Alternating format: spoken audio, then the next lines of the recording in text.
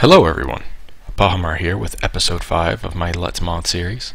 In today's episode we're going to talk about your first mod class. We're going to talk about package hierarchy and how you should structure the Java packages in your mod. We're going to talk about the idea of reference libraries, and we'll also touch on the mcmod.info file for your mod. So first off, we're actually now going to get into code. In previous episodes we've talked about what you should know first, general principles, licensing, and I've shown you twice now 2 different ways to set up your dev environment. I hope you liked the development environment we went over in episode 4. It's now my favorite one to work in. So today we're actually going to get started with code. So the first class we're going to write is known as your mod class. This is the class that Forge Mod Loader FML uses to find your mod and actually load it into Minecraft. So it's a very crucial class. It's kind of your core class that everything else kind of gets hooked into. So I'm going to show you, I'm actually going to use throughout the series Equivalent Exchange 3 as a bit of reference material, because that will show you a finished implementation of what we're talking about, or at least somewhat finished.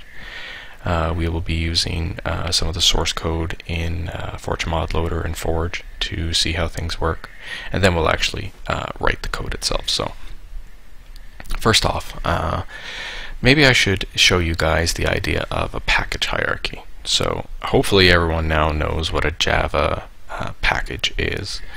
You can see here in Equivalent Exchange 3 in my common folder, you can see all these packages. And they all start with com.pahimar, and then my mod name EE3. In general principles for Java, if you have a website or a domain of some sort, you go in reverse order for naming a package. So for example, I have pahimar.com, so I assign all my packages as com.pahimar. Then I've decided to go with the mod name, and then I go into different sub-packages, and I try to match these up with the packages we have for Minecraft. So you'll see that I have a client audio is Minecraft has a client audio. So that way it's a little bit easier for me to kind of see where I'm playing and whatnot. For now, we're going to create a new package in the Let's Mod project. So what I did was I right-clicked on Let's Mod Common, and I went to New Package, and just because I happen to have a website here, I'm going to name this package com.pahimar.letsmod. So there we go, we have an empty package. For you guys out there, if you don't have a website or whatever, you could just start with the name of your mod. So if you were creating furniture mod, you would be furniture mod dot whatever. If you were to create a electrical mod, it would be electricity dot block, for example. Just spitballing some stuff, throwing it out there. For here, because I have a pre-existing standard that I want to stick to, that's my own personal standard, I'm going to put that here. So now we have a package to put our code into, because you'll see up here in my EE3 package, this is where I have my mod class. So what is mod? Actually, what is this thing to start with? This is a Java annotation, which is essentially a way to store extra data in a class. If you right click on mod, you can actually in Eclipse go to open declaration, and this will actually bring up the FML class. If you want to drill down manually, it's in cpw.mods.fml.common, and you can find it in the Minecraft project, Minecraft, cpw mods fml common, and you'll find it right there as well. So the Eclipse functionality of just right-clicking on something and going to open declaration where it was declared defined is really helpful for finding things quickly. So you'll see in here different pieces of the annotation that store data. What we're only going to be worrying about today is mod ID, name, and version, which you can see in the Equivalent Exchange 3 source, mod ID, name, and version. I also have some pieces in here for dependencies and certificate fingerprints. A certificate fingerprint is a way for me to sign the final version of the mod to say that it actually came from me as opposed to someone else, so you can trust that it came from the original source. We're not going to worry about those today. We're also not going to worry about this network mod piece. Network mod is related to when we get into multiplayer. We will be covering that in a not too far off episode. Today I just want to cover the basics of a mod class and a few other pieces, so don't pay too much attention to that. We'll also be covering these ideas of different stages and when a mod is loaded. But let's go back to mod. So what we need to worry in our class is we need to define a mod ID, a name, and a version. So let's actually create ourselves our first mod class. So I'm going to right click on com Pahimar let's mod. I'm going to go to new and class. So you see here in the new Java class window, the package is already specified. It tells me where it's going to go, and I'm going to call this class let's mod. And I'm going to hit finish. And there we go. We got ourselves a new class inside the package. So right above the class declaration is where you'll be adding this @mod annotation. And inside of that, you'll have name equals, and I'll just leave that as an empty string right now. We will have version. Actually, I missed one. It's not that the order matters. This is my style and I like to stick to it. So it's mod ID, name, and version. And then you'll notice that everything's highlighted because it doesn't know what it is. Attribute name is undefined for annotation mod. So if you actually mouse over mod, you'll see that we have an option through Eclipse's quick fix features to go and import the class. It's already found it inside of here. So if you just left click on that, the import gets brought in and it's resolved all the errors. We save the file, no problems, everything's good to go. If we were to compile this and ship it, it would actually load up in Minecraft Forge. You'd see it listed as a mod. It wouldn't do anything because there's no code, but it actually would have been picked up by Forge. So this is first steps. Now, I'm not a fan of just directly declaring what these values are here. I really like to use reference classes. You'll see if I were to come back to Equivalent Exchange 3, I have a lib class, a lib package, I should say. And when you open that up, you'll see I have all kinds of different classes in here that I use as references. In particular, I have a general one just called reference. And inside of here, I actually store the different values for the mod ID, the name, the version number. If you're curious as to what this stuff is, we will cover how to handle injecting numbers and data into your mod when you're building it through Ant, which is the build script tool I talked about in, I believe it was in episode 1. No, episode 3 it was, yes. So there's all kinds of stuff in here that I use, just nice little common things I reference all the time. So we're going to create something very similar. So once again, we're going to right click on Let's Mod Common. At first we need to make a package to put this in, but actually I'll show you a new way to do this. If we were to right click here and go to New Class, you'll notice that there's no package defined off the bat. It says default. So I can actually specify the brand new package right here at the same time as I'm making a new class. So we're going to do com.pahimar.letsmod.lib. The name of the class is going to be reference. And there we go. So the first couple things we're going to put in here is the mod ID, the name, and the version. So you'll see actually that these are constants defined there. So we will go public static, because we want to reference this without having to reference the class itself. Final string. It's a general practice in Java that when you're dealing with a constant, actually in programming in general, when you're dealing with a constant, the name of it should be all uppercase so you know that it's a constant as opposed to a variable. And we'll just go ahead and do similar things here. mod name, and oh, gotta do uppercase. There we go. So now we don't have any values in there, but we have constants in here that we can reference throughout the code. So for the mod ID, it can be anything you want. Generally, it's an acronym of your mod. So for example, equivalent exchange 3, I've done it as EE3. And then the mod name is where you have the full name. So I'm going to have this as let's mod. Here, let's mod. Now the version, you can do any version schema you like that works for you. For equivalent exchange 3, because I don't have a public release yet, I just go with pre. But I think for here we'll do 0.0.1.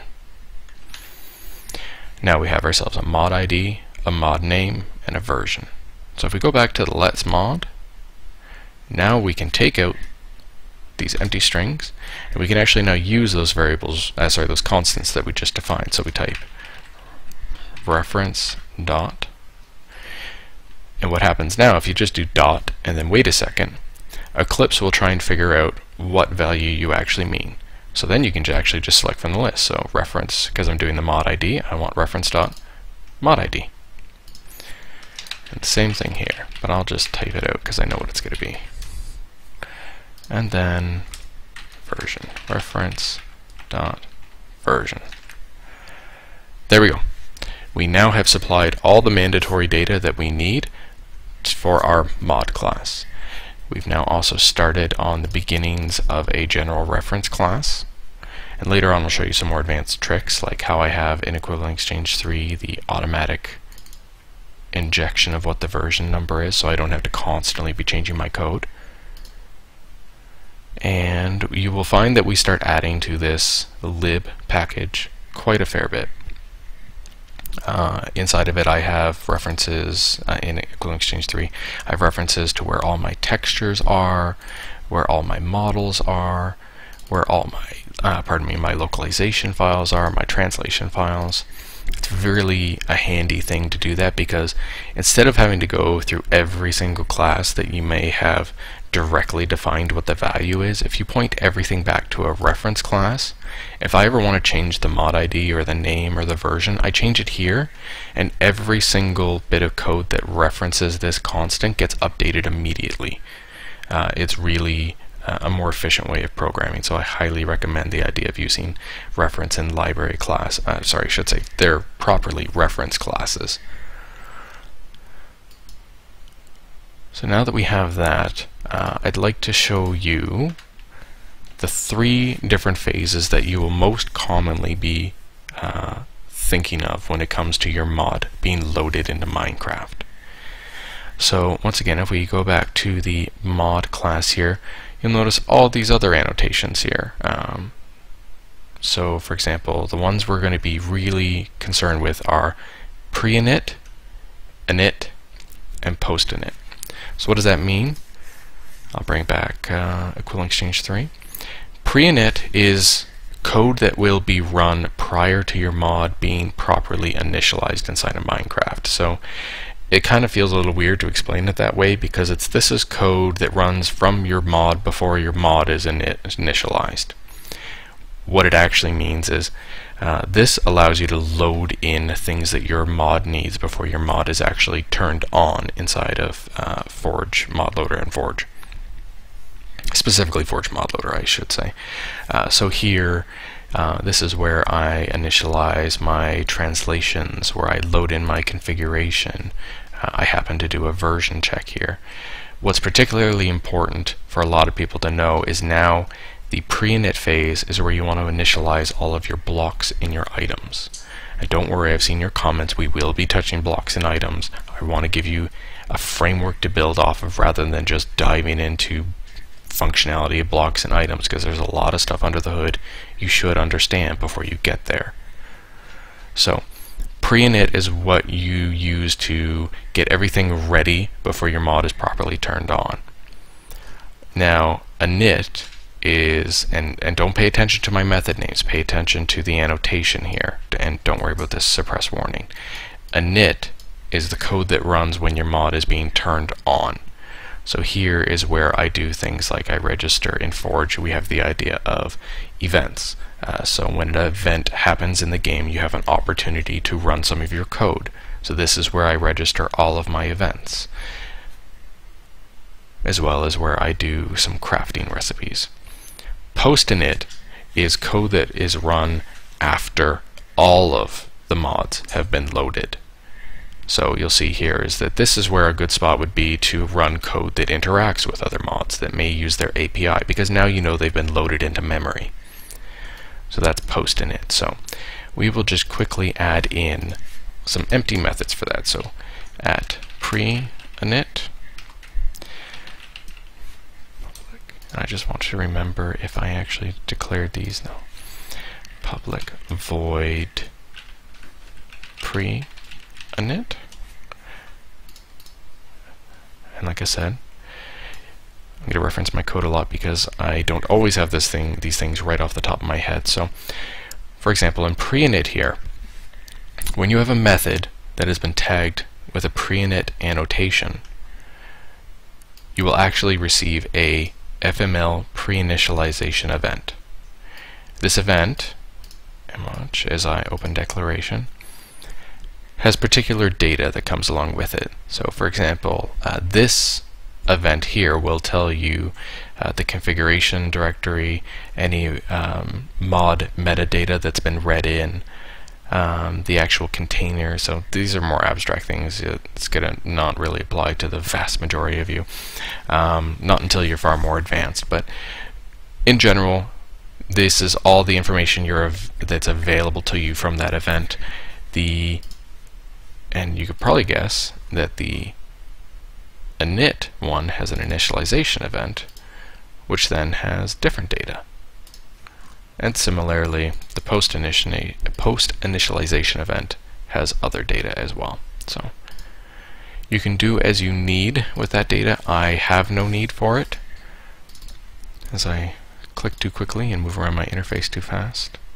So I just want to remember that I want to capture that event. So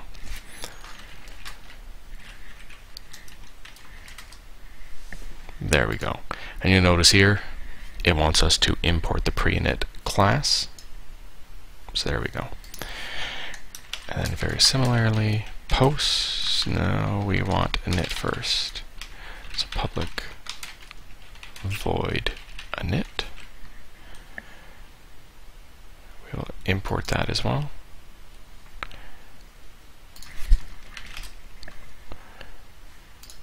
And once again, we'll grab that initialization event.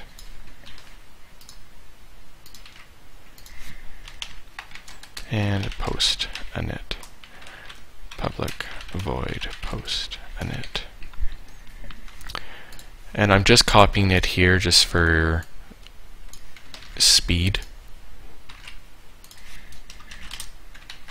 So there we go. And we just need to import that.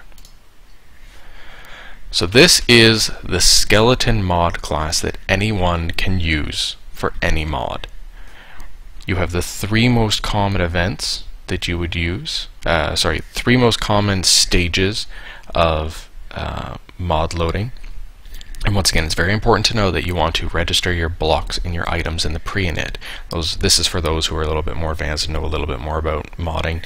That is where you want to do that. Different things need to happen at different stages. That's about the number one thing you do need to keep in mind.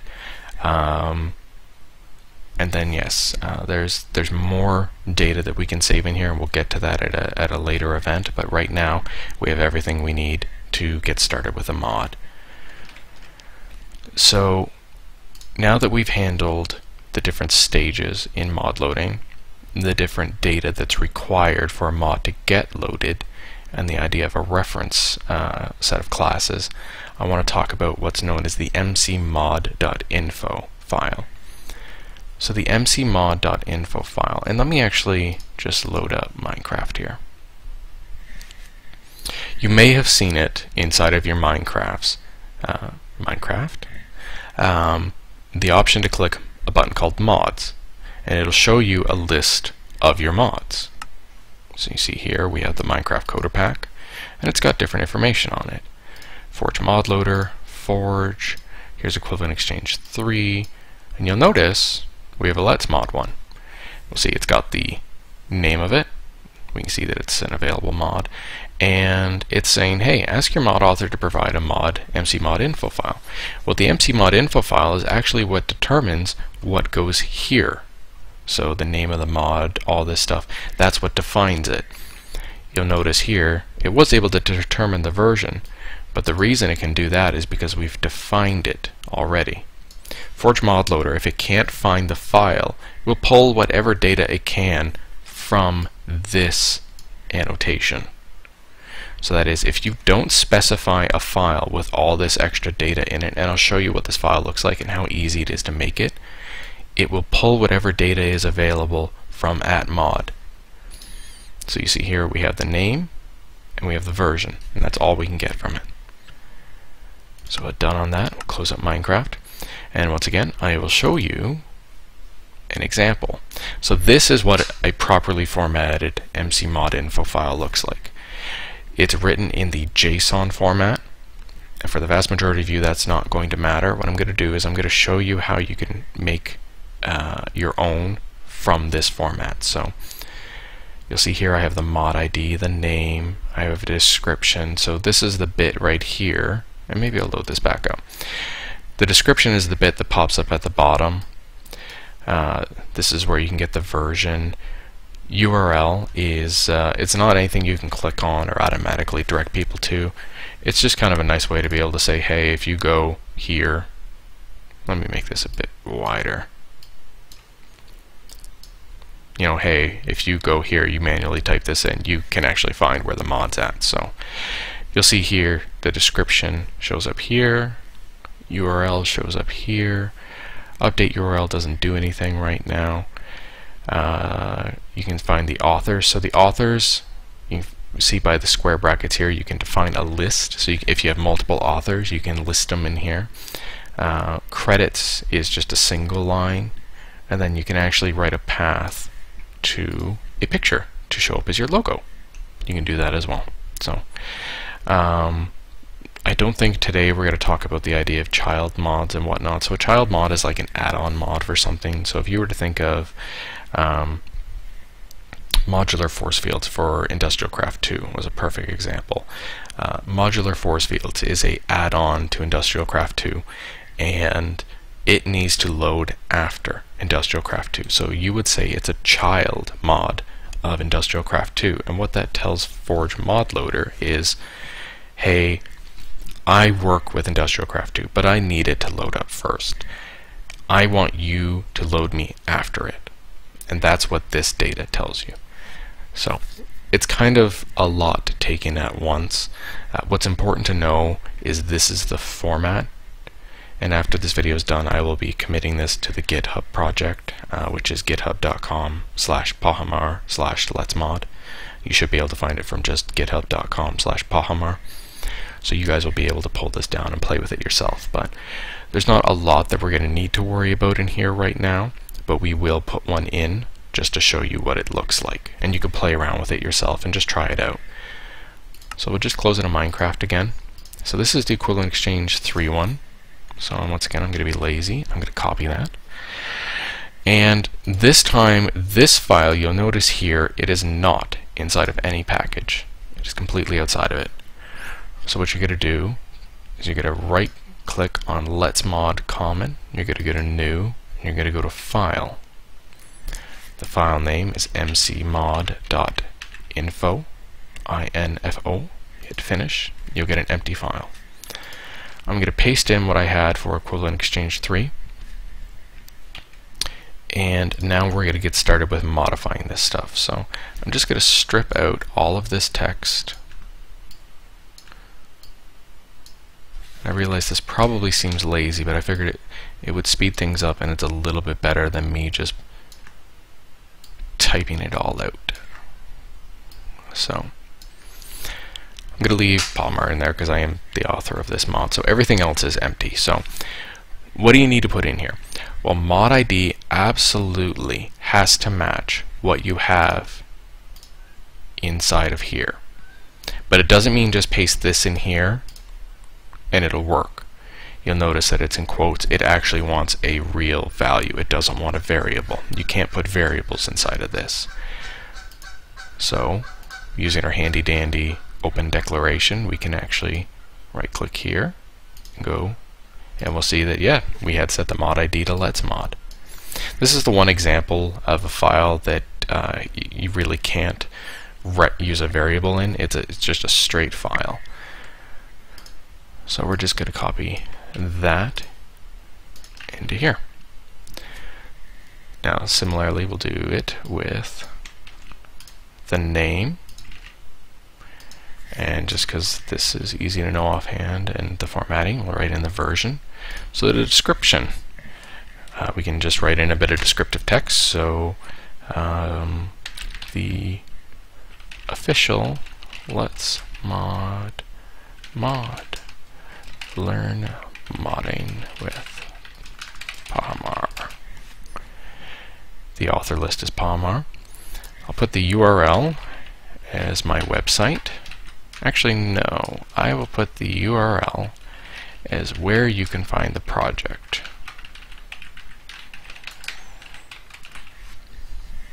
And that should be fine.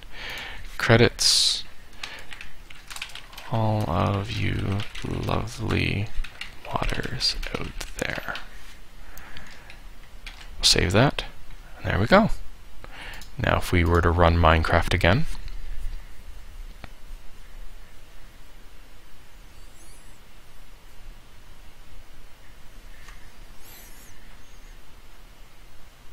go to mods, you go to let's mod, and now you'll see we actually have data in here. So you'll see that we got the credits, the author, the URL, we got the description. Simple as that. So it's actually pretty close to about half an hour. I'm surprised it went that fast. This should give you all a good first taste on how to write your first mod class. I realize that it's very bare bones right now. I really wanted you all to get the idea of what a reference class, reference set of classes are that we have in our library here. I wanted to introduce you all to the idea of these different packages and how you can structure them. I happen to, like I said earlier, really like to mimic what we have in Minecraft, so it's very easy to know this is my stuff, this is their stuff. And then the idea of this mcmod.info file. So in future episodes, we will be touching on what this network mod piece is, and how we can get multiplayer working for our mod. It's actually not as bad as a lot of people are afraid it is. We will go over how to do a build script. Build script may actually be the next episode. I haven't quite decided on that. I want to talk in a future episode as well about the idea of client and server. We'll be talking about that in advance of multiplayer, because it's very important to understand, since we've Minecraft 1.3, when the client and the server effectively merged. Even if you're playing single player, if you didn't already know, you are effectively playing on a server, so it's very important to understand the difference between the sides, client and server, and we will go from there. So thank you all for watching. Once again, subscribe to me on YouTube, follow me on Twitter, visit my website. I'm available on IRC. If you tweet me more often than not, if I see it, I'll reply, and I look forward to seeing you all in the next episode.